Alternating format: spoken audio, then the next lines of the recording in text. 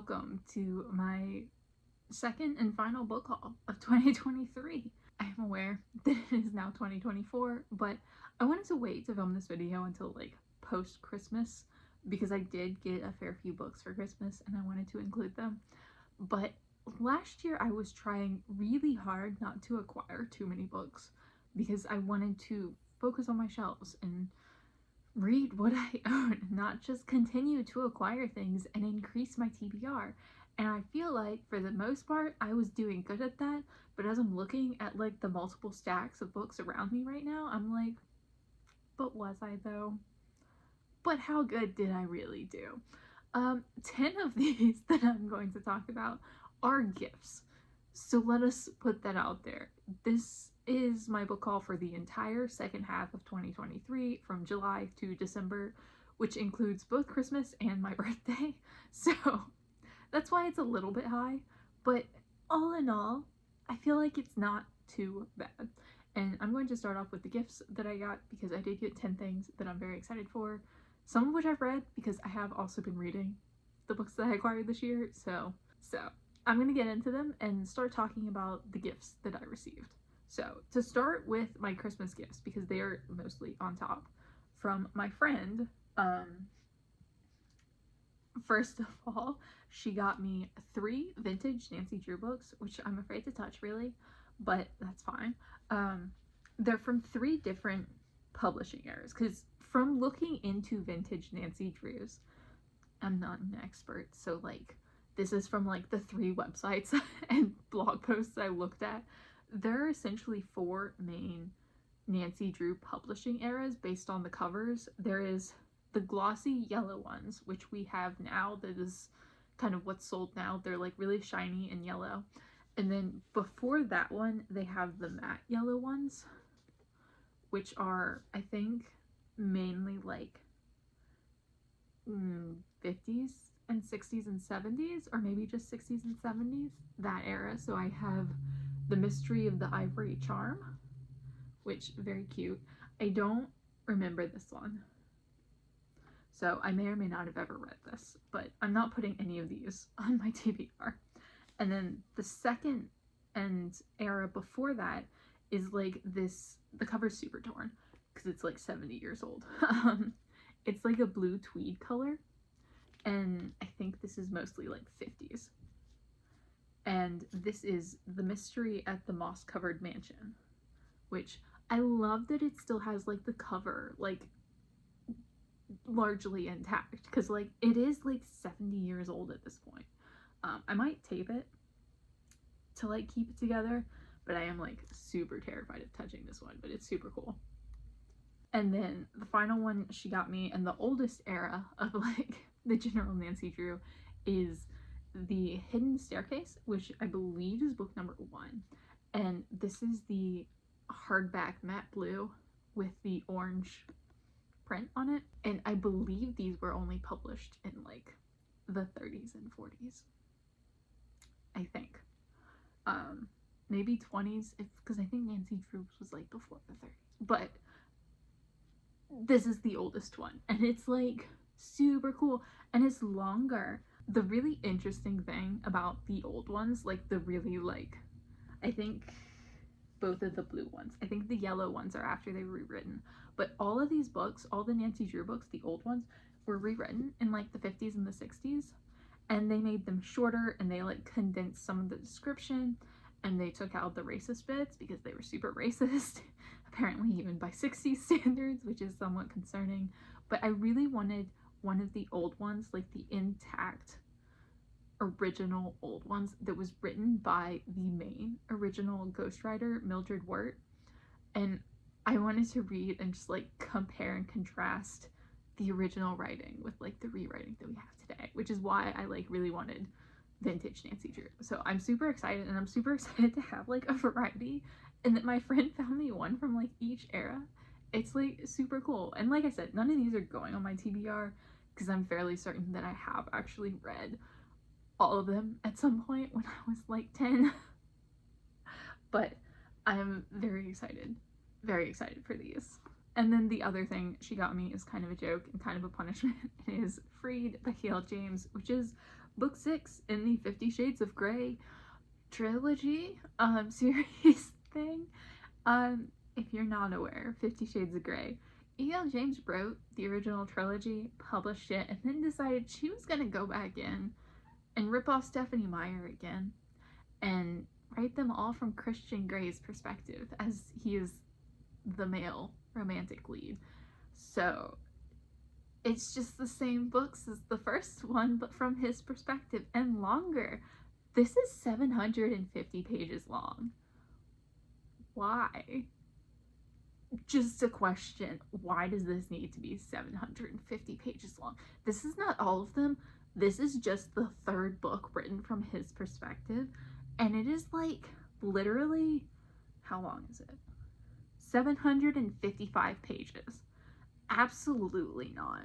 But she read the trilogy a long time ago, and she's really wanted me to read it ever since. So now I own all 6 books. Yay. And then my boyfriend got me 3 books for Christmas, one of which is already completely covered in cat hair. So that's a joy. The first one is The Goodbye Cat by Hiro Arikawa, which is, I believe, a collection of short stories about just like cats in Japan.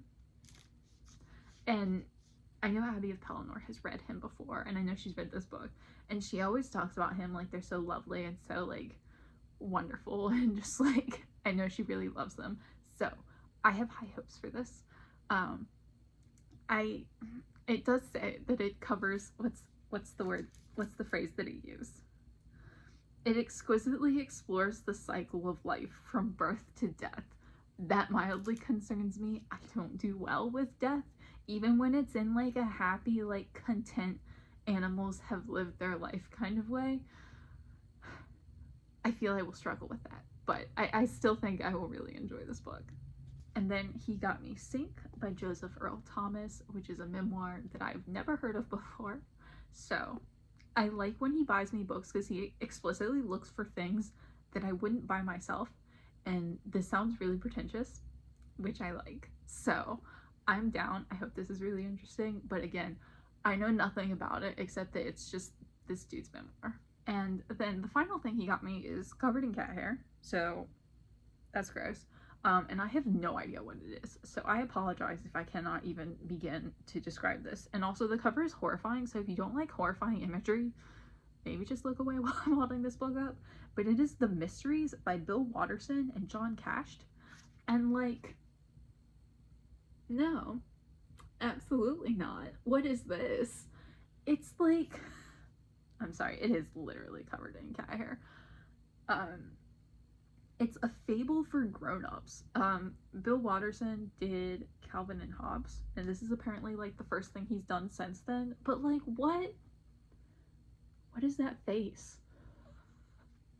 But it's literally just like a picture book for adults. Like, I'm gonna show you the first page, but it's like this, where there's just like one sentence on one side and then like the image on the other, and it's like this horror thing, and it's just like, I'm sorry, like, what? Why would I like this? But I'm like super excited because, like, again, this is something I would absolutely never buy for myself or even like pick up. So I am really excited to see like what it is and if I like it, and also he will probably read it after I do. And then my parents got me Pilgrim at Tinker Creek by Annie Dillard, which is a nonfiction book set in Virginia about like the author spending like a year in nature, I believe, and like it's about as the seasons change and like how she's living, and like, I don't really know. I've never read Annie Dillard, which is mildly horrifying, and it's set in Virginia. Like, it's all about like nature in Virginia where I live, so I should enjoy this. And also my brother is apparently reading this now, or like has been reading it for an extended period of time.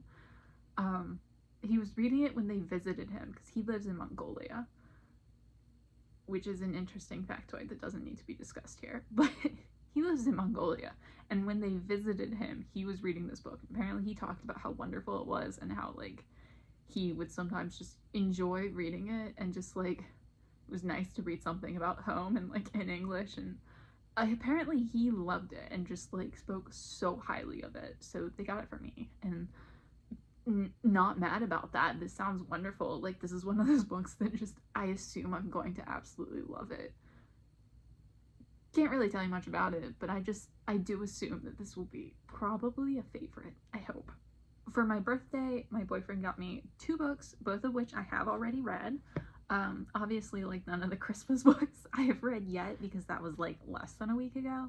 But for my birthday, he got me Sex Cult Nun, Breaking Away from the Children of God, a Wild Radical Religious Cult by Faith Jones, which is a memoir of this woman who grew up in the Children of God cult, which I knew nothing about before reading this, and this is just like her memoir that focuses largely on her childhood. Her grandfather was the cult leader, and she talked about like growing up in China, growing up like under like all the cult rules in like kind of the super messed up way. She learned about sexuality because this cult was really into child abuse. Like, all cults are, I feel like, to a degree. The vast majority are, but like that seemed to be like the point of this cult. It was super horrifying to read. I wound up giving it 3 stars just because I'm not super interested in that aspect of like learning about a cult. I would rather read like a journalist's take on it, like a really like broad like deep dive, or like a book about getting out of the cult. But I do think if you're interested in just like what it's like to grow up in a cult, this will probably give you everything that you want. It was really interesting. It was well done. Like, I was very entertained the whole time. It was super horrifying. It just wound up being one of those things that like I enjoyed, but I can't honestly tell you how much I will think about this in the future. And then the other thing he got me was Killers of the Flower Moon by David Grann, The Osage Murders and the Birth of the FBI, which is a nonfiction true crime book. Kind of, it's technically true crime, but it's more like history about the Osage murders. Essentially, in the early 1900s, the Osage tribe realized that the ground on which they were living, that they had been like resettled upon multiple times by white Americans, were full of oil. Like, there was just tons of oil, so they became like the richest people in America. And this book talks about like the murders of white people, killing them for their money, and like in a wide variety of ways. And just, it was so horrifying. And it also went into the abuses they experienced, kind of beyond just the murders, and like the financial abuses, and just how horribly they were treated. And it was such an interesting book, and he had so much fantastic research, and like the final third of this in particular was just absolutely gut-wrenching. I'd wanted to read this book for a minute, and he knew that, which is why he got it for me. This was 4 stars. It was fantastic. Like, I haven't seen the movie, but just highly recommend the book. It was really, really well done, and I was so happy he got it for me. And then everything else I got myself, so I really have no one to blame but me. So, to go through some of the things that I have already read, I got False Witness by Karin Slaughter, which she released 2 or 3 years ago now. This is one of her psychological thriller standalones. It's about a lawyer and her sister and her daughter, and just kind of like the trauma in her past, and her sister's a drug addict, and like the trauma that caused that, and kind of like psychological thrillery things that are happening in the present. And it's like also set during COVID, and it's just like really, really wonderful. It made me cry, and I really can't say many thrillers that have made me cry. I love Karin Slaughter. I'd read this prior to purchasing it. I purchased it because it's one of my favorites of her books, and it's one that I could honestly see myself rereading. It is definitely a thriller, but it has some like really heavy like contemporary elements where like you could almost read this as a contemporary novel, which I really loved, because I do feel like it had so much heart and so much meaning in it. And like, I cried. I don't really cry at thrillers that often, but this one hit me so hard. And I don't know, I hardly ever buy thrillers that I've already read, but I love this one. Like, it is one of my favorites. Endymion Spring by Matthew Skelton. This is a middle grade fantasy / historical novel about a young boy who moves to Oxford with his mother, who is a professor, I believe. And it's kind of one of those book about magic books for kids, and it's really lovely in a lot of ways. I love the family elements, and it also has a historical timeline, kind of like in medieval Germany, with like a bad guy and they're making like this magical book thing, and like it's really cool and it's really interesting and fun. I just think that book about magic books is not usually my vibe.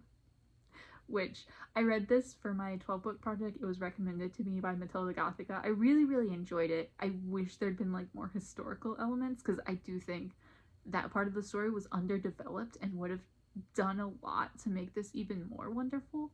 But it was such a good time, and one that I would highly recommend. If you like those like kids books about like magic books and the love of reading and like kind of drawing the magic into the real world, I think it was really well done.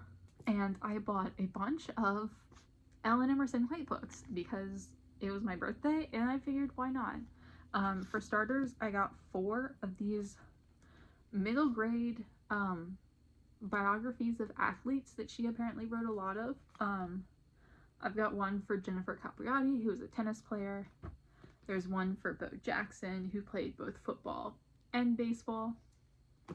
There's one for Jim Abbott, against all odds. He was a baseball player. And then Shaquille O'Neal, who is obviously Shaquille O'Neal. I have read these 3 so far. I got them back in September, so like I have been reading kind of like one a month.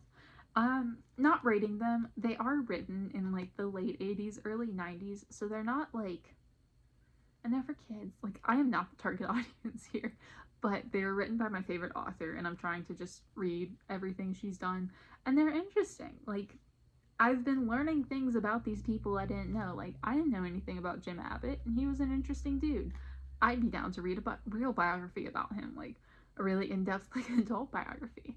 But yeah, and it is weird because they're like super outdated, because a lot of these books were written in like the middle of their careers, so it's really interesting to read them and then Google and see like if the predictions came true, like the things she was talking about them doing in the future, like if they were like gonna be Hall of Famers, if they were gonna do this or that or win that tournament. And it's really interesting to go back and like see if she was right.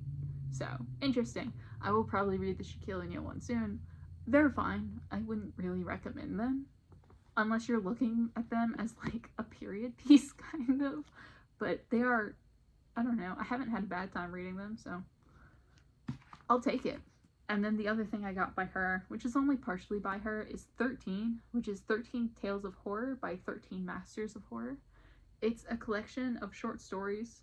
It includes Christopher Pike.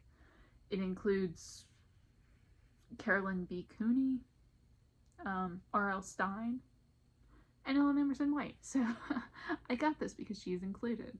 I am not super into, like, I assume this is YA, horror of that time, like 90s-ish. So I'm not really sure how I'll feel about it. I do like Carolyn B. Cooney. I was never a huge fan of R.L. Stine, which, like, unpopular opinion, don't really like Christopher Pike either, but we'll see. We'll see how I feel about this. I haven't read it yet, but I'll probably read it this spring because I hate reading things about around the holidays, which is the main reason I didn't read this, because I got it in September and it's just Halloween vibes are not the time for me to read a Halloween book. And then the last book that I have read of this haul is In the Ravenous Dark by A.M. Strickland. This I got from my Waypoint subscription box. Waypoint is an indie online bookstore, and they do a subscription box where you can pay for 2 books a month. One the creator will recommend to you. She will give you 3 recommendations, and then you pick one. And then one she will just randomly pick and send you as a surprise. So, super fun. This was my surprise book. Unfortunately, I did not like it. This was a YA fantasy about, like, blood magic and death magic, and it's essentially this world where there's a lot of, like, political intrigue, and, like, the king has, like, this really weird death magic thing going on, and he's, like, a super bad dude, and, like, everyone involved in the courts is, like, corrupt, and the main character is, like, a legacy. Like, she has tons of, like, history, and she eventually comes into, like, tons of super powerful magic. And, like, in theory, It seems really interesting. I love the magic system. I love the world building. I feel like there was a really, really good book here.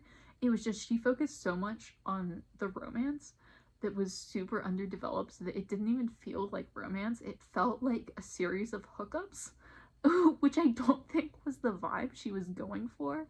And there was just so much going on in this like less than 400 page book where she had to develop like the political system, she had to develop the magic system, she had to develop the world, the characters, the romance, and it was just like there was so much going on that none of it worked. And it was really unfortunate because I do think this book could have been written in a really wonderful way. She had such good ideas and just couldn't execute them. But I was disappointed, but it's fine. The other book I got for Waypoint in November was Spirits Abroad by Zen Cho. This is a magical realism short story collection largely based on Malaysian folklore, which, lovely.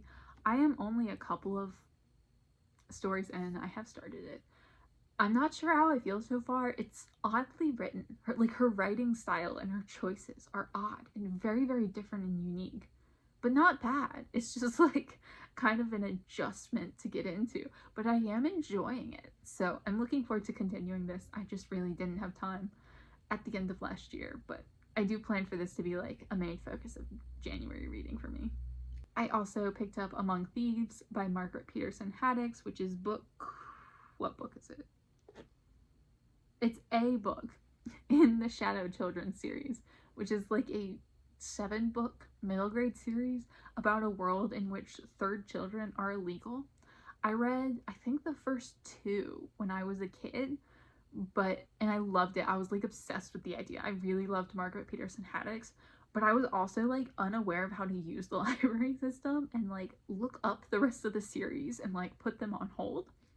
It was just the kind of thing like if they were at my physical library when I went, I could check them out, but otherwise I couldn't.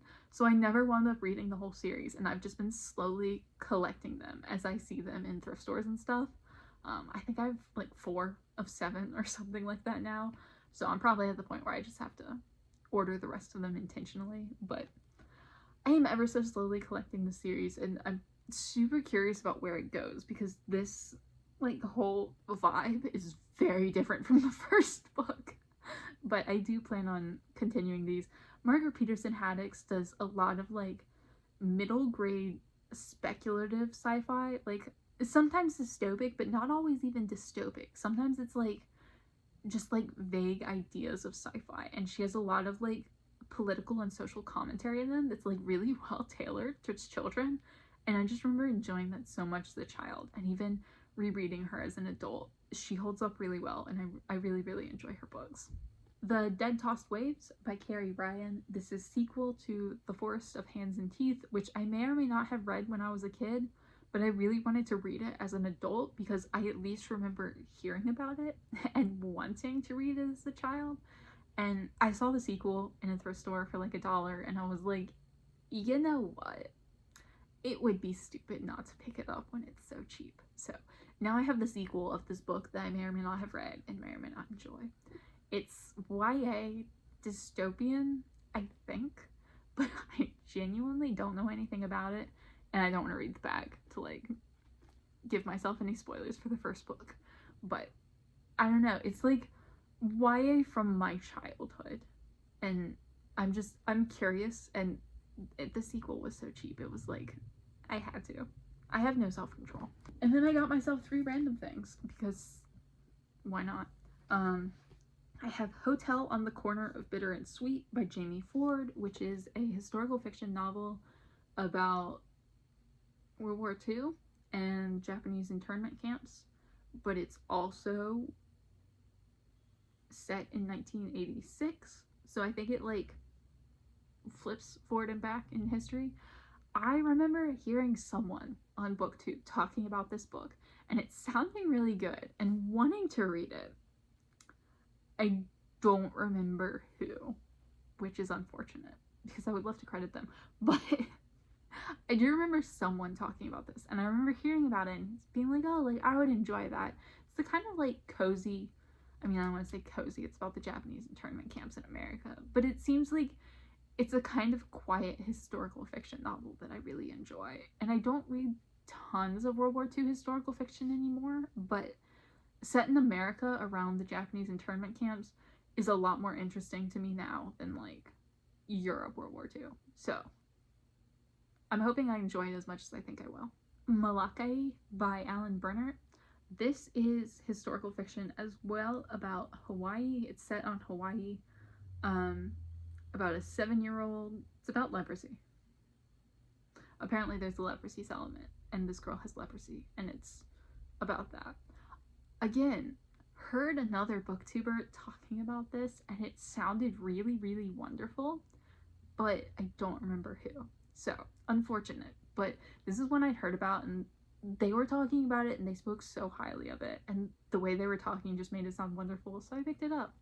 I am mildly concerned that the author is a white man with no cultural ties to Hawaii, writing a historical fiction that is very much about cultural Hawaii, but we'll see. That makes me slightly uncomfortable, but I am still thinking I'm okay reading the book. And I got it used, so like, that makes me feel better. I don't know.